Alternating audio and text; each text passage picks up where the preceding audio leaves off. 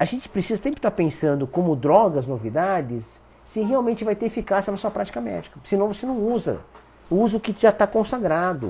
Não precisa trocar o esquema para você usar uma droga mais moderna, porque, puxa, aquela droga não faz isso. Por quê? Porque o prejuízo que a gente gera quando usa antibióticos de maneira assim, indiscriminada, novas classes, ou de resistência. Não tem jeito. Deixa eu contar uma coisa para vocês sobre essa questão da resistência induzida por drogas. Quando a ciprofloxacina foi entrar no mercado, isso era década de 90, se eu não estiver enganado, começo da década de 90, a ciprofloxacina, que é uma quinolona, uma fluoroquinolona, que é uma subclasse, que é a quinolona já de outras gerações, né? Ela já chegou no mercado com uma promessa espetacular.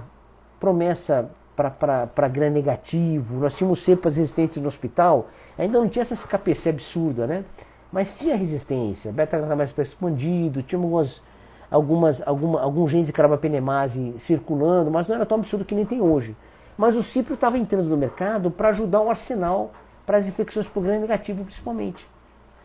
E olha que coisa louca, eu lembro bem, porque eu estava na Escola Paulista de Medicina nessa época, na Unifesp, e nós tínhamos alguns grupos de bacteriologia, vários colegas meus espetaculares, professores espetaculares, que estudavam isso, estudavam com DNA fingerprint, que é técnicas moleculares, a gente podia qualificar o DNA para ver a resistência do DNA ou não, ou se as cepas que estavam aparecendo no serviço eram iguais ou não.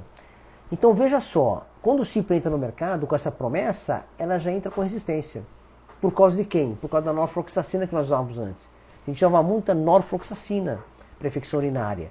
Então a gente induzia muita resistência já a uma quinolona prévia. E a resistência da quinolona passa pela DNA-girase, que é uma enzima produzida para quebrar, né, a função das quinolonas. Então essas DNA-girase, elas passavam droga para droga. Então quando a gente começou a entrar com o cipro no mercado, você já não tinha eficácia esperada. E rapidamente foi perdendo a droga. Rapidamente. Então olha que desgrama que era. Então você tinha uma classe inteira de quinolona que acaba perdendo a sua eficácia porque ela já tinha uma memória de resistência prévia. Aí tudo que foi entrando depois, levofloxacina, na época tinha gatifloxacina, que era o Tequim, né, que saiu do mercado por efeitos colaterais. Essa história do Tequim também eu posso outro dia contar essa história também, que é bem interessante.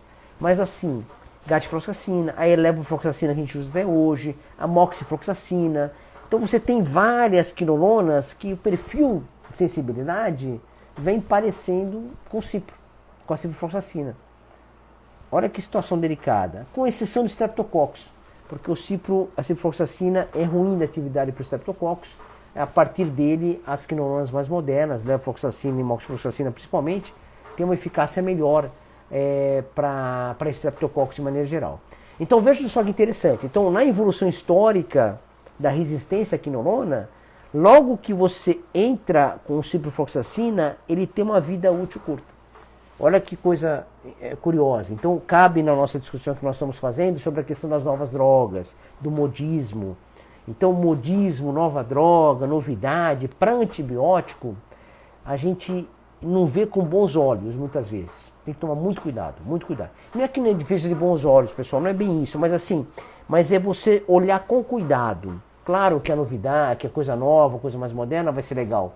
Mas para antibiótico tem que tomar muito cuidado por causa desses detalhes da redução de resistência. Então às vezes você coloca uma medicação nova e isso não resolve nada. Só encarece, que é um fator importante. Efeito colateral às vezes não muda muito, mas tem um efeito colateral coletivo. Você já sabe, quem está me escutando, quando a gente fala em dois efeitos colaterais, nós falamos do efeito colateral, evento adverso do indivíduo, o evento adverso da coletividade, condição de resistência. Tá certo? Então, dá para perceber isso, né, pessoal? Então, esse entendimento do que é o novo versus diferente para nós que estamos prescrevendo antibiótico para o nosso doente. Então, a gente tem que tomar um certo cuidado com a novidade.